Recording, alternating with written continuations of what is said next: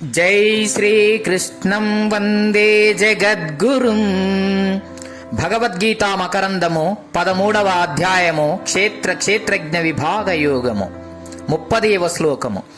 ప్రకృత్యైవ చ కర్మాణి క్రియమానాని సర్వశః యః ప్రకృతి తదాత్మానమకర్తారం సపశ్యతి. ఎవడు కర్మములను ప్రకృతి చేతనే సర్వవిధములుగా చేయబడుచున్నట్లుగను అట్లే ఆత్మను కర్త కాని వానిగను చూచుచున్నాడో తెలుసుకొనుచున్నాడో అతడే నిజముగా చూచుచున్నవాడగును. లోకములో సర్వత్రా సమస్త కర్మములను ప్రకృతియే జరుపుచున్నది. ఆత్మ తటస్థుడుగా సాక్షిభూతుడుగా నున్నాడు. వాస్తవముగా అతడు కర్త కానేరడు. అతని సాన్నిధ్య మహిమచే ప్రకృతియే క్రియలన్నింటినీ సర్వవిధములుగా నెరవేర్చుచున్నది. ఈ సత్యము నెరుంగువాడే వాస్తవ దృష్టి కలవాడు. అతడే నిజముగా చూచువాడు. తక్కిన వారు నేత్రములున్నను సత్యమును గాంచుజాలని వారని అర్థము. ప్రపంచమున చాలా మంది కర్తృత్వాదులను ఆత్మయందే ఆరోపించి నేను చేయుచున్నాను, నేను దుఃఖించుచున్నాను ఇత్యాది వాక్యములను పలుకుచున్నారు. వారు యథార్థమును చూచువారు కాదు. నేత్రములు కలిగియున్నను వారు సత్వమును గాంచజాలరని వారు. కావున ఎట్టి జ్ఞాన నేత్రమును సంపాదించుకొనవలను. లేకున్న వారు భగవద్ దృష్టియందు నేత్ర విహీనులే ఎగుదురు. వారు అంధకారమునందు అవిద్యయందు జీవించువారే ఎగుదురు. ప్రపంచంలో సమస్త కర్మములు దేనిచే చేయబడుచున్నవి? ప్రకృతిచే. మరి ఆత్మ ఏమి చేయుచున్నది? అది ఏమీయూ చేయుటలేదు. అది అకర్త. దాని సాధ్యము చేతనే ప్రకృతి సమస్తమును జరుపుచున్నది. మాయాధ్యక్షేన ప్రకృతి మాయతే సచరాచరం. ఈ ప్రపంచమున యథార్థముగా నేత్రములు కలవాడెవడు? ప్రకృతి చేతనే సమస్త కార్యములు చేయబడుచున్నవి. ఆత్మ అకర్త అను జ్ఞానము కలవాడే ప్రపంచమున వాస్తవముగా నేత్రములు కలవాడు. తక్కిన వారు నేత్రములున్నను లేనివారే ఎగుదురు.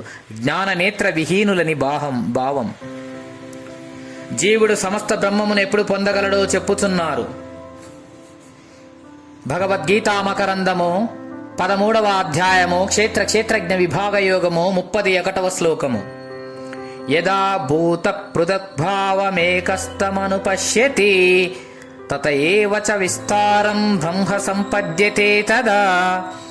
ఎప్పుడు వేరువేరుగానున్న ఈ భూత ప్రపంచమునంతను ఒక్కదానియందు పరమాత్మయందు ఉన్నదానిగను మరియు దాని నుండి విస్తరించుచున్న దానిని గను వీక్షించునో అప్పుడు మనుజుడు బ్రహ్మమును పొందుచున్నాడు లేక బ్రహ్మముగానే అగుచున్నాడు. అనేక ప్రాణికోట్లతో కూడి వేరువేరుగా కనిపించు ఈ జగత్తు వాస్తవముగా ఒకే స్వరూపమయ్యున్నది. ఒకే పరమాత్మయందది వేరువేరుగా కల్పింపబడినది. కావున ఈ వేరువేరు రూపములు సత్యములు కావు. అవి దేనియందు కల్పింపబడినవో అట్టి ఆత్మయే సత్యమైనది. ఈ రహస్యమునెప్పుడు ఎరుంగుదురో అప్పుడే మనుజుడు బ్రహ్మమునే పొందుతున్నాడు లేక బ్రహ్మముగానే అగుచున్నాడు. అనుపశ్యతి. ప్రకృతి అని చెప్పక అనుపశ్యతి అని చెప్పుట వలన అట్టి ఏకత్వమును మాటి మాటికి అభ్యాసము ద్వారా లెస్సగా చూడవలనని భావము. బ్రహ్మ సంపద్యతే తదా.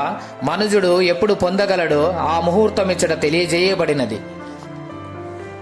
ఒకానొక నిర్దిష్ట సమయము కాదు అది. ఏ సుముహూర్తమందు అతడు భిన్న భిన్న రూపములతో కూడి ఈ జగత్తును ఏకమగు పరమాత్మయందు కల్పింపబడి ఉన్న దానిగను దాని నుండి విస్తరించిన దానిగను ఎరుగుచున్నాడో ఆ ముహూర్తమందే అతడు అట్టి బ్రహ్మజ్ఞానముచే బ్రహ్మమునే పొందుచున్నాడు. బ్రహ్మమందు లయమై బ్రహ్మరూపుడుగానే శేషించుచున్నాడు. అది ఏ మోక్షము. దీనిని బట్టి ప్రపంచమును అనేకత్వమును చూచుట బంధ లక్షణమనియు ఏకత్వమును చూచుట మోక్ష లక్షణమనియు స్ఫురించుచున్నది.